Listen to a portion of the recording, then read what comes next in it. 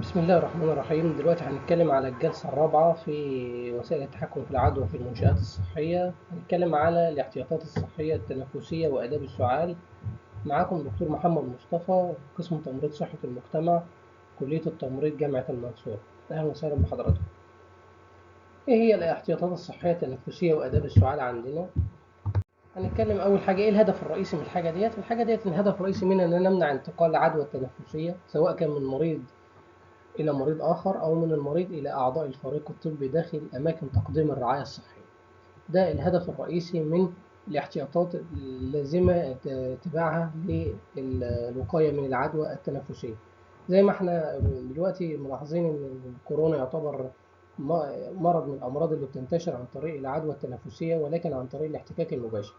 فده الهدف الرئيسي، إن احنا نوعي الناس إزاي إن هم يتفادوا حدوث الأمراض عامة، الأمراض التنفسية عامة، ومرض فيروس كورونا اللي منتشر دلوقتي خاصة. في خطوات بسيطة خالص، معلش احنا واجب علينا في حكم ان احنا موجودين داخل مؤسسات الرعاية الصحية اللي احنا نتبعها. هنتكلم على خطوات واسلوب الوقاية من العدوى التنفسية.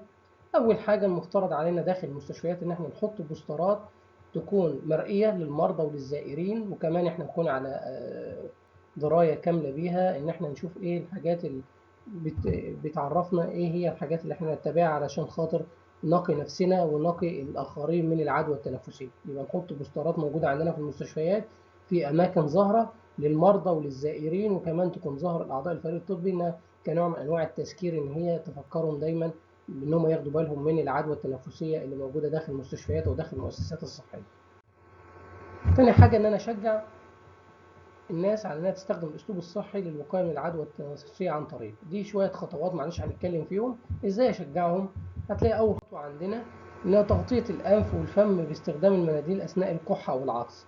ان كل انسان اثناء ما بيعطس او بيكح يا ريت ان هو يستخدم مناديل. طب في ده على سبيل الحاجه لو هي متوفره. طب لو مش متوفره، رجاء ان احنا نستعمل، حتى ولو ان احنا عندنا هدومنا كده، حتى ان احنا نغطي الانف والفم، بحيث ان ايه الرذاذ او الهواء اللي خارج من بقنا او من الانف ما ينتقلش لاماكن بعيده، ويكون مقتصر على الحاجه اللي سواء كانت مناديل او استعملت هدومي، حتى لو انا مش معايا مناديل في وقتها.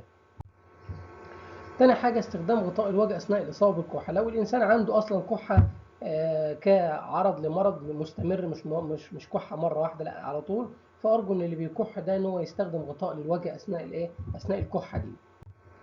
تالت حاجه عندنا بعد استخدام المناديل او النسيج اللي انا استعملته ده مره واحده فقط، وبعد كده ان انا ارميها في سله المهملات علشان خاطر محدش يلمسها ويتنقل له برضه العدوى. رابع حاجة عندنا، المفترض إن أنا بعد ما الإنسان ما بيعطس أو بيكح، سواء استخدم مناديل أو استخدم هدومه، وبعد كده بيخش يعمل إيه؟ لازم يغسل إيديه جيدا عشان خاطر إن كان هو لمس الإفرازات التنفسية، سواء كان أنت كحيت أو عطست، أو لو في حد تاني جنبك كح أو عطس، فرجاء إن أنت برضو تتبع الأسلوب ده.